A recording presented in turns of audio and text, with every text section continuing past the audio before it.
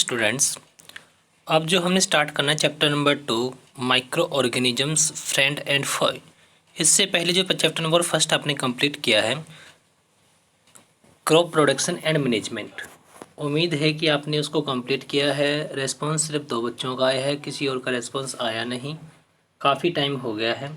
तो अब स्टार्ट करते हैं chapter number 2 micro organisms friend and Foy. देखिए माइक्रो ऑर्गेनिजम्स क्या होंगे, कैसे वो आपके फ्रेंड होंगे और कैसे वो आपके फॉय होंगे, मतलब कैसे आपके वो मित्र हैं और कैसे आपके वो दुश्मन हैं, शत्रु हैं, ये सब हमने इसके अंदर पढ़ना है। अब देखिए जो यहाँ पर आपको बताया गया है, क्या बताया गया है, आपने वहाँ पर बहुत से टाइप के प्लांट्स और एनिमल्स को देखा होगा, प्लांट्स और एनिमल्स आपने देखे होंगे।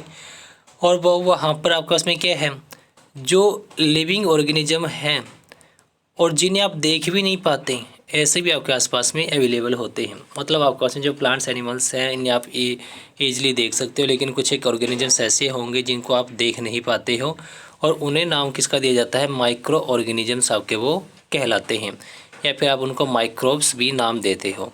मतलब माइक्रो ऑर्गेनिजम्स या माइक्रोब्स आपके पास में वो लिविंग ऑर्गेनिजम्स होते हैं जिन्हें आप नेक्ड आइज से नहीं देख सकते हो। ठीक, अब देखिए जो इससे नेक्स्ट आपको बताया गया यहाँ पर एग्जाम्पल के लिए आप वहाँ पर क्या देख सकते हो। एग्जाम्पल के लिए आप वहाँ पर देखिए, वहाँ पर अगर आपने देखा हो कभी कभार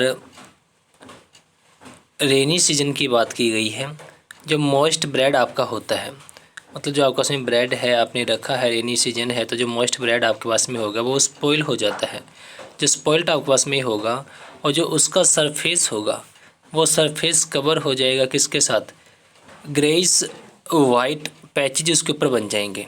ठीक, और जो ग्रेइस वाइट पैचेज उसके ऊपर बनेंगे तो वो पैचेज आए कहाँ से, और ये वहाँ पर अगर आप उसको क्या करते हो, इस पैचेस को वहाँ पर मैग्नीफाइंग ग्लास के थ्रू अगर उसे देखते हो तो आप ये वहाँ पर पाओगे क्या, टेनी ब्लैक राउंडेड स्ट्रक्चर्स आपको मिलेंगे। क्या मिलेंगे वहाँ पर, टेनी ब्लैक राउंडेड स्ट्रक्चर्स आपको वहाँ पर ये मिलेंगे।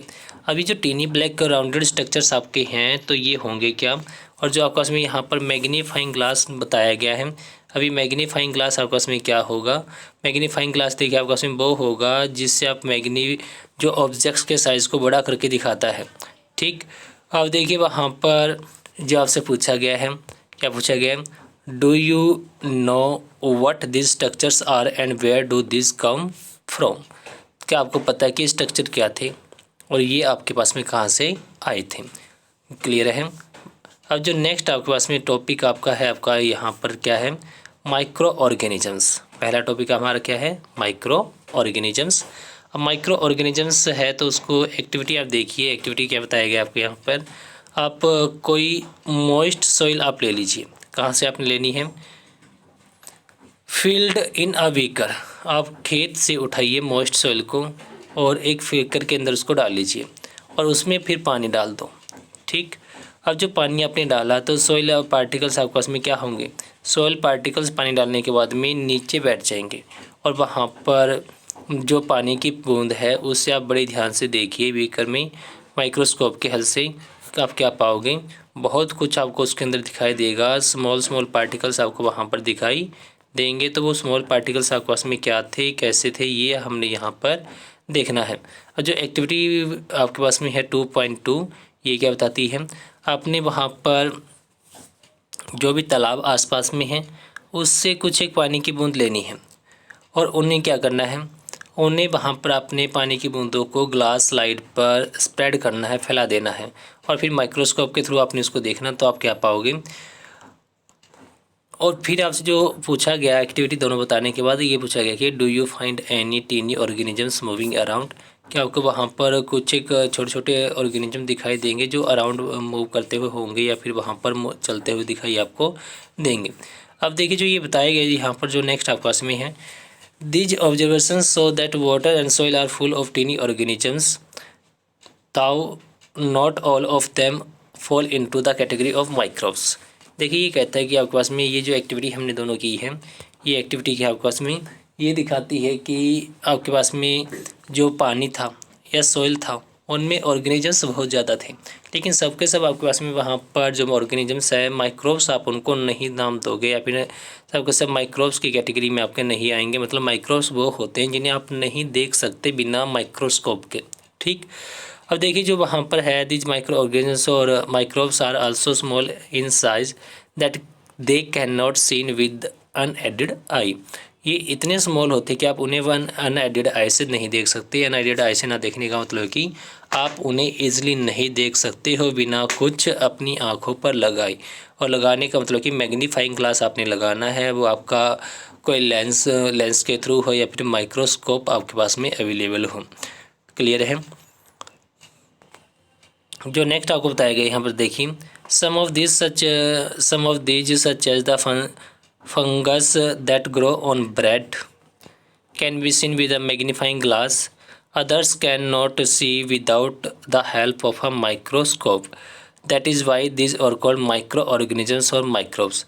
अब जो इनका नाम है माइक्रो ऑर्गेनिज्म या माइक्रोब्स, तो उन्हें आप क्यों नाम दिया गया है?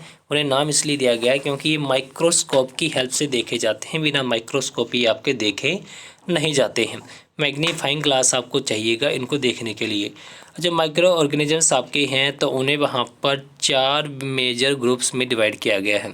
अब जो ये 4 मेजर ग्रुप्स में आपके डिवाइड किए गए हैं वो ग्रुप क्या क्या है आपके? वो ग्रुप हैं, पहला ग्रुप होगा बैक्टीरिया, दूसरा होगा फंजाई, तीसरा होगा प्रोटोजोआ और आप फोर्थ होगा आपस में एल्गी। अब देखिए जो 4 ग्रुप आपके बनाए गए हैं, जो मेजर ग्रुप आपस में bacteria, fungi, protozoa and algae.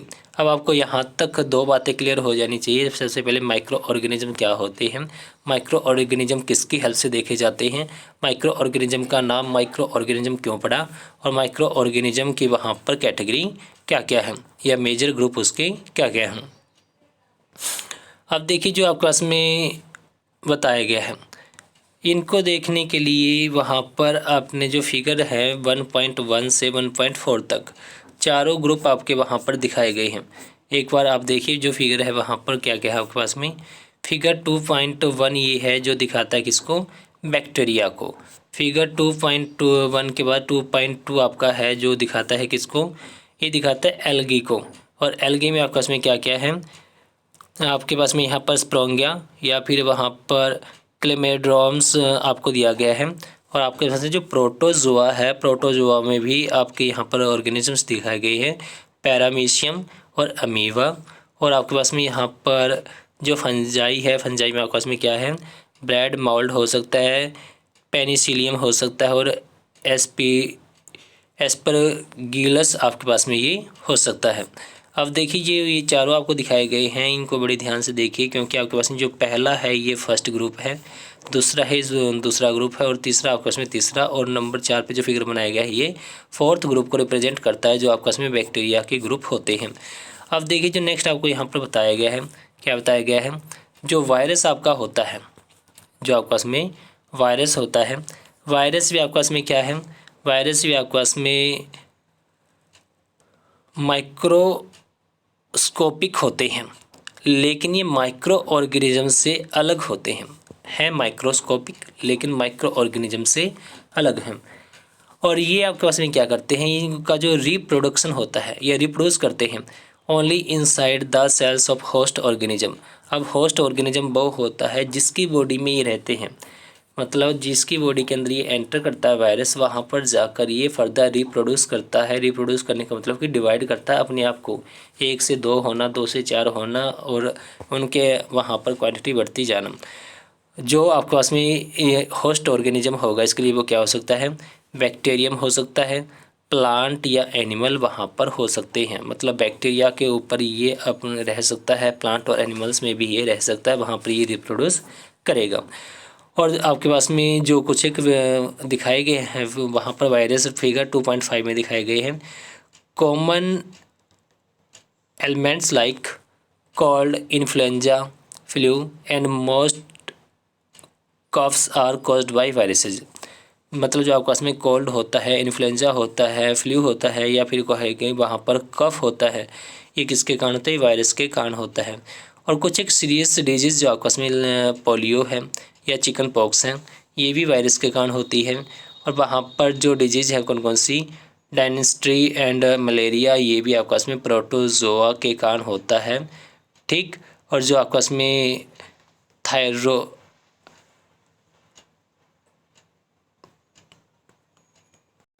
और जो आपका इसमें होगी वहाँ पर